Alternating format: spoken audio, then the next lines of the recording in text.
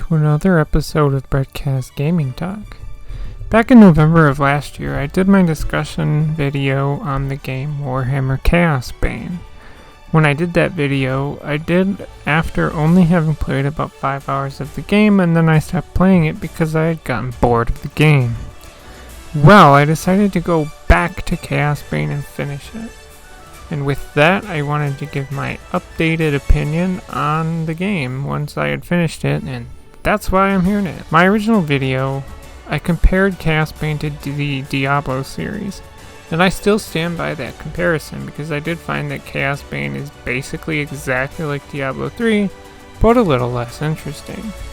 The story in Chaosbane is almost non-existent because, I don't really know what the game is about still. The main reason I wanted to come back and talk about Chaosbane again is because as I progressed through the quote-unquote story, I found the game as a whole to be very boring, easy, and uninspired. First thing that I found is that once your character hits level 50, you become what the game calls legendary, and you gain levels under the legendary system or moniker, however you want to look at it. Once you hit legendary, you can also no longer gain or put favor points in the god skill tree. This is similar to Diablo, in which once you hit 70, you continue under Paragon. At least in Diablo 3 it was Paragon, and you don't get any more skill points.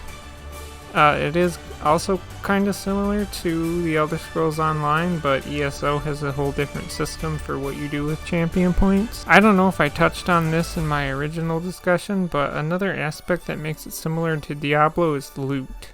There's tons of loot to get, just like in Diablo. You may pick up something that's going to be better than your currently equipped gear, or you may not. What really makes the game uninspired is how the chapters are laid out based on what enemies you encounter.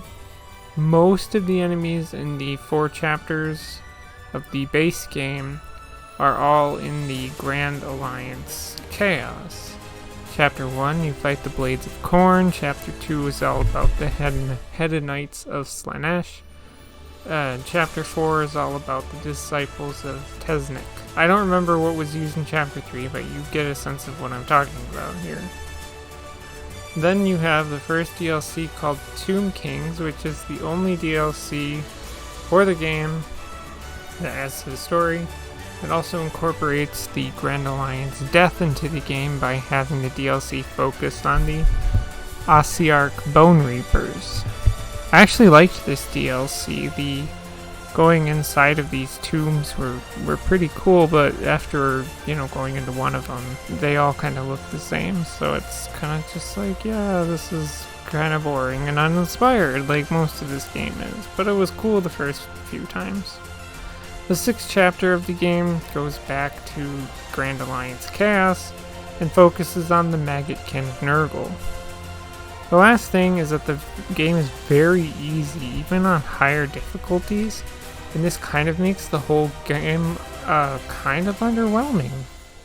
I remember the big final boss fight in Chapter 1 was against a Khorne Bloodthirster, and it took me like 1 minute to kill it.